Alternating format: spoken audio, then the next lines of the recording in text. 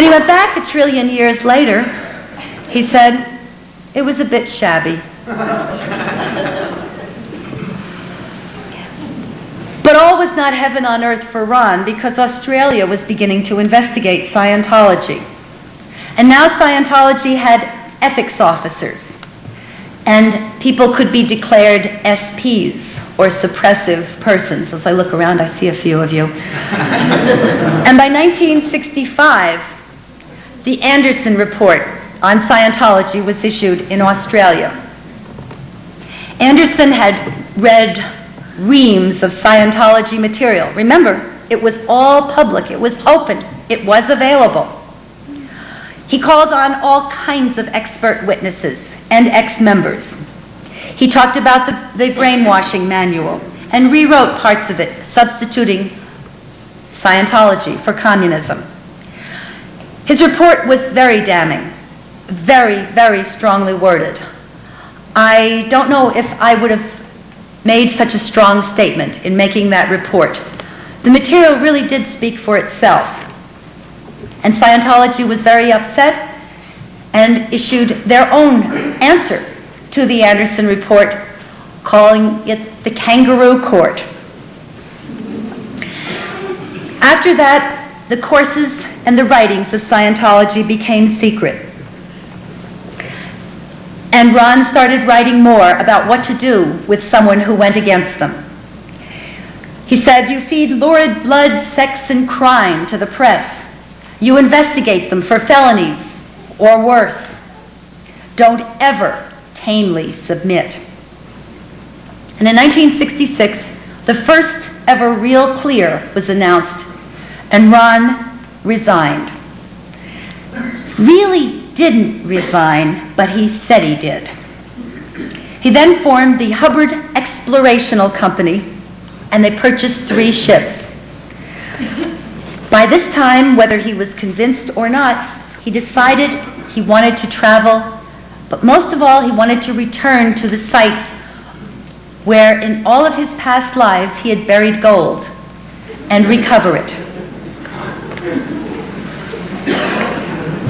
1967, Ron went to the Canary Islands. He was depressed. Dust and odors were bothering him very much. When I read that, I was rather amused and reminded me of another guru of late of the United States, the Bhagwan Sri Rajneesh. And the Bhag had several women whose job it was to stand outside the door of the lectures and sniff everyone before they came in. And many people didn't pass the sniff test. You had to really work up a lather and buy the Bhag's shampoo to do it with before you were allowed in to his lectures. But on Las Palmas, Hubbard did right. And what came out of his time there is what is called OT3. I will read it to you from Hubbard's own words. The head of the Galactic Confederation, 76 planets around larger stars visible from here, founded 95 million years ago, very space opera, solved overpopulation, 250 billion or so per planet, 178 billion on average by mass implanting. He caused people to be brought to Giak, Earth, and put an H-bomb on the principal volcanoes, Incident 2. And then the Pacific ones were taken in boxes to Hawaii, and the Atlantic ones to the Las Palmas, and were there packaged. His name was Xenu. He used renegades. Various misleading data by means of circuits, etc., was placed in the implants. When through with his crime, loyal officers captured him after 6 years of battle and put him in an electronic mountain trap where he still is. They are gone. The place, Confed, has since been a desert. The length and brutality of it was such that this confederation never recovered. The implant is calculated to kill, by pneumonia, etc., anyone who attempts to solve it. This liability has been dispensed with by my tech development. One can free will through the implant and die unless it is approached as precisely outlined. The free will, auto running on and on, lasts too long, denies sleep, etc., and one dies. In December 67, I knew somebody had to take the plunge.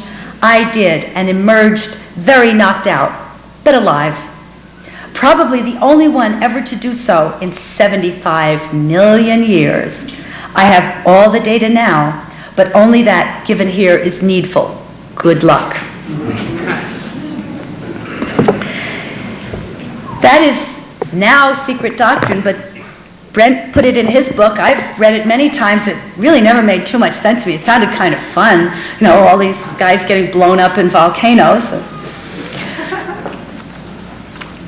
Scientologists are supposed to believe that that doctrine really, truly can physically help them. By 1968, Hubbard was still looking around for a country and still on his ships. He had recovered from his depression in the Canary Islands. He had his whole family with him on the ship Apollo. It wasn't quite called the Apollo then. It wasn't called Apollo until he went to Corfu in 1968 and had a ceremony and renamed all his ships. Then he renamed them Apollo, Athena, and Diana. On these ships, the advanced courses were given. They didn't think they would attract attention, but they kept throwing the bad members overboard. And they did attract attention.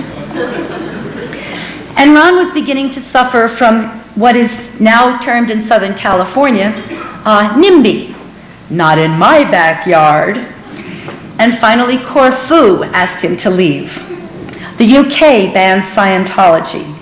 And by 1969, he was sailing aimlessly, or so it seemed, from Casablanca to Madeira to Lisbon to the Canaries.